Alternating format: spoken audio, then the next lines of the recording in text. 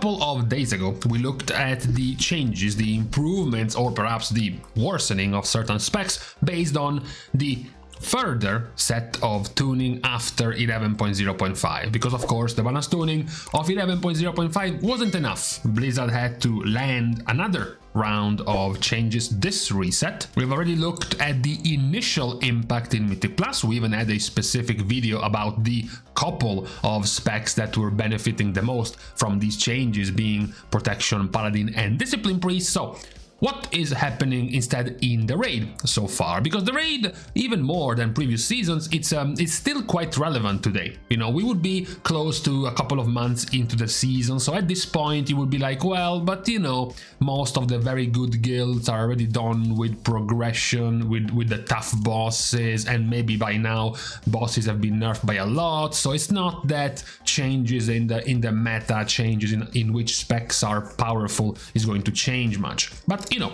if you do look at the current progression of guilds, you still have quite a few less than 200 guilds defeating Silken Court, let alone the guilds defeating the last boss. So these changes in power level in the raid are still very much relevant. You know, even guilds ranked 60 or 70 in the world would still be able to be affected by these changes for Queen Ansurek, let alone all the other guilds ranked 1, 2, 3, 4, 500 all the way up to 1000. So it is still definitely very relevant to check on the changes for this reset. Now, the ones that were going to get the most attention with this recent reset were going to be Balance Druid, and then changes to Hunters, Beast Mastery and Marksmanship in particular. You also had some buffs to Mistweaver, Monk, and then the more focused ones were going to be the nerfs given to the 2 Shaman DPS specs and the Carpet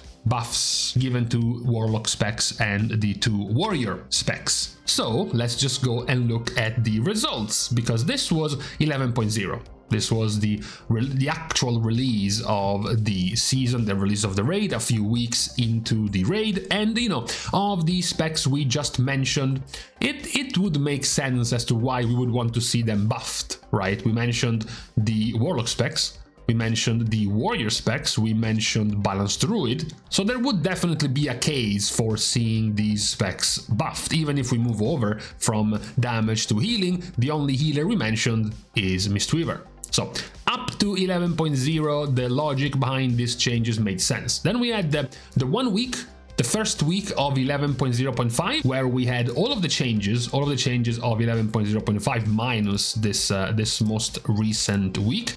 That was quite the buggy week. We had, let's just say, we had some problems with some specs, either because they were bugged or because the balance tuning, like for example for Elemental or Enhancement, was a bit too over the top. So now we have the results for this current reset after the changes, and most, not all, I'm sure there is still some, but most of the many bugs that were spawned by 11.0.5 have been fixed. So what immediately jumps to the eye, as it was also, you know, looked into once we were looking at the changes in here, for example, talking about the nerfs to the shamans, the one that was being nerfed more was definitely Elemental. Even after Blizzard walked back on the catastrophic set of nerfs by removing at least a few of them, the result, especially when it comes to single target, is that now Elemental has dropped down significantly from its previous power. Now, the one that wasn't being nerfed by nearly as much, of course, was Enhancement. For starters, Chain Lightning doesn't have much of an effect in single target. The only nerf was the nerf to Lightning Bolt and then the Stormbringer, so the extra part of your Lightning Bolt. Now that is obviously still a nerf on a pure single target boss like Nexus Princess. You have your Enhancement Shaman, so nerfing Lightning Bolt and Tempest by 10 and 15% was still a 4 to 5% single target nerf, of course, but considering the power they had to begin with, they are still doing plenty fine as opposed to their brother Elemental.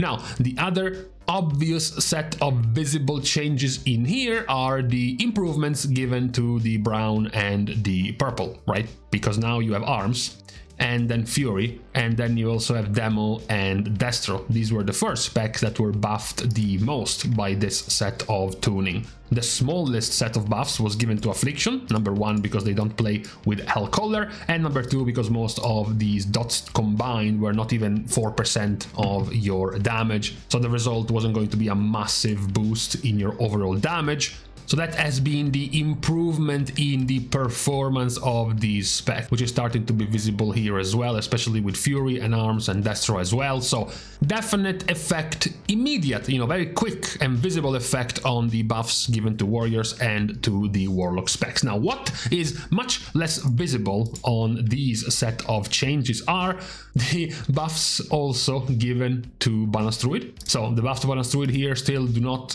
actually move out the spec from the bottom. Even as we started the season, Balance Druid was in the bottom 4. Then you move into the very release of 11.0.5 and Balance Druid was at the absolute bottom. Now, after another round of buffs, they are now bottom 5 specs in the raid. You can look at slightly more in-depth result by purely looking at the damage to bosses, at the single target damage. You do have some slightly different results, even if you switch not even to boss damage but to straight single target bosses like Nexus Princess. Some of the results are still consistent with what we just saw in terms of the tuning. Elemental is still at the very bottom even after looking only at single target. Same goes for Affliction, and then the Warlock specs are still doing much better. Arms Warrior is still doing better in single target as you move from pure single target to any kind of fight with some kind of add spawns and not just look at the damage to bosses but all of the damage. Then of course you have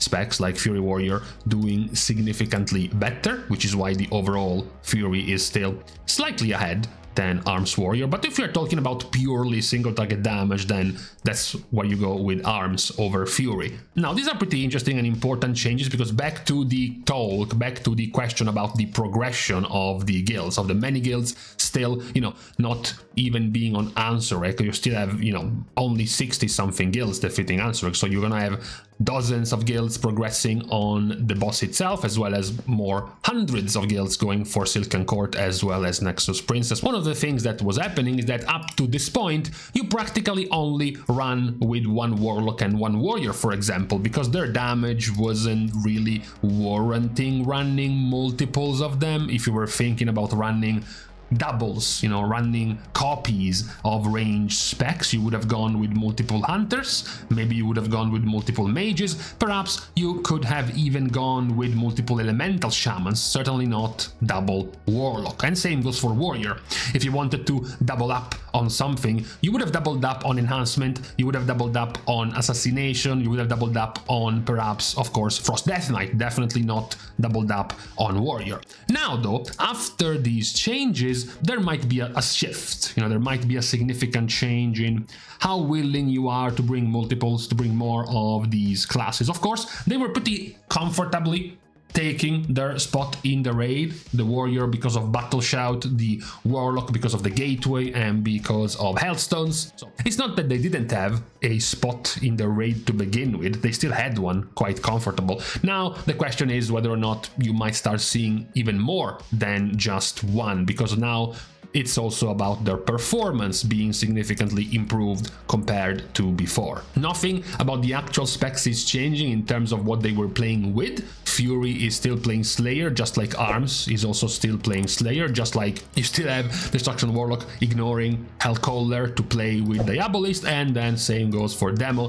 who is also still playing Diabolist over Soul Harvester. So this is definitely the change of the week, the change of the reset, the highlight of the recap for the raid, the rise of both the Warlocks and the Warrior DPS after the buffs being given in this latest reset. I guess we could say also conversely, the news in negative is that even after the buffs being given to Balance Druid, not much has been changing in the positive for them. And if there was one who survived the initial planned nerfs to the two Shaman specs, it's definitely enhancement and Elemental has definitely dropped down. And remember, this was even saved by Blizzard by removing a couple of the planned nerfs, otherwise this would have been even worse for Elemental. Admittedly, that nerf was even worse for AoE, not even for single target, but even in single target, the pain is being felt by the spec. Now, Hunters have been changed as well. There has been also a most recent fix to Dark Ranger, not really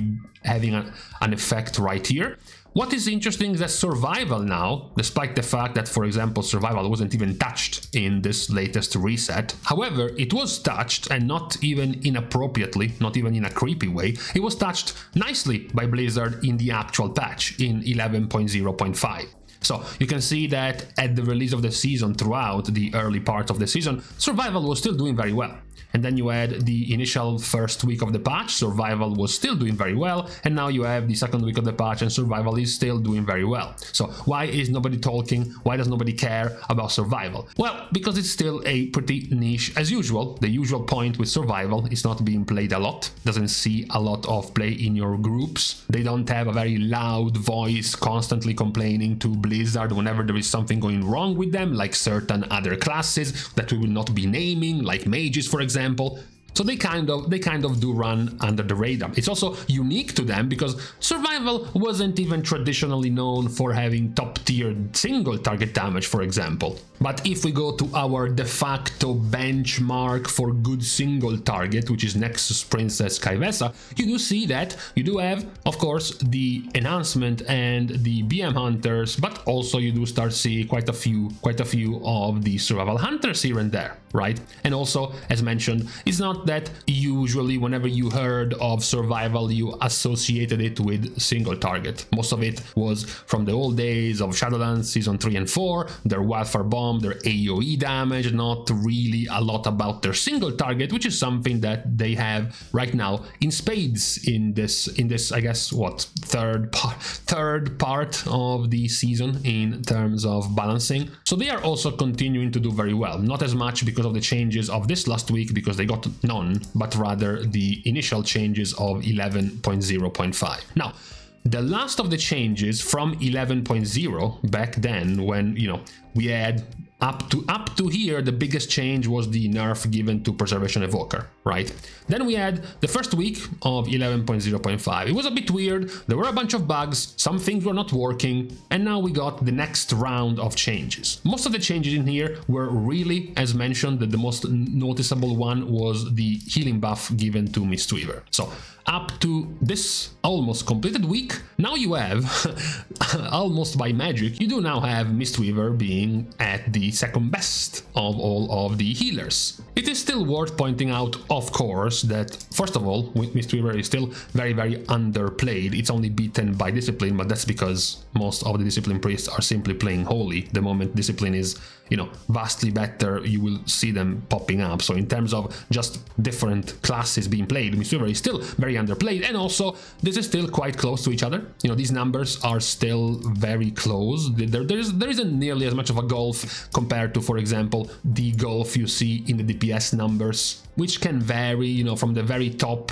to the very bottom. There is, you know, over 100,000 DPS. Whereas when you look at the results of the healers, you know, the median average of an Evoker right now is 1.3 million, and then at the bottom you have Shaman, which is 1.275. So it's a 30,000 HPS difference, which is about 2.5% HPS difference between the top and the second to last. So just to put in context how irrelevant this gap of healers is, your raid usually is going to have 2, maybe 3 evokers, which means you will have 2 or 3 sources of magic. Purely based on which of the 2 or 3 out of 4 healers the source of magic will go to, buffing them by 3% more healing done, possibly even more because of the mana regen it gives, that's basically the healing gap results that you see in this graph. 3-ish% across practically all of the healers combined, which can be swayed back and forth by very simply a single minor buff. But even counting Holy Priest, the gap from the very bottom to the very top is practically 50,000 HPS. right? Which is smaller than the gaps that you see in the DPS. For example, the gap between Survival and Fury is almost 50,000 DPS, and they are first and second. They are S tier and A tier. You know, the gaps become only larger as you go further down the DPS ranks. So yes, there has been a buff to Mistweaver. Yes, they are doing well now compared to even just last week, for example, but the gaps on average for healers have been closer to each other. Ever since Preservation Evoker was massively nerfed, they buffed up a few of the underperforming specs like Resto Druid, for example. Now we are very close in terms of performance across all of the healer specs. So definitely for today, again, you know, we started the season with much more twists and turns and surprises when it came to the balancing of the healers, but for the past couple of weeks, most of the major changes went the way of the DPS.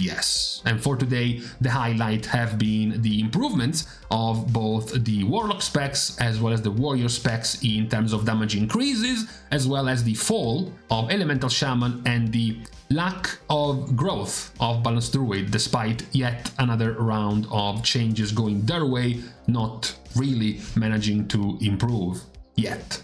So for today, on this Saturday, this was the recap of this halfway through the new second reset of 11.0.5 post-tuning after the changes of this last reset. In terms of balancing, we will see, of course, the continuation of this week and then check again next reset to see how things have been settling down after this last round of changes. But for today, on this Saturday, it is now time to leave each other. We are starting as usual the goodbyes by thanking everyone for having watched the video, together with everyone else who is supporting completely for free by liking and commenting down below, as well as subscribing to the channel itself. Now, with these things out of the way, thank you guys again for watching. See you guys tomorrow, and in the meantime, I don't like this kind of weather when it's cold, but then in the morning it's sunny and it gets hot, so you want to undress, but then it gets cold again. Just leave.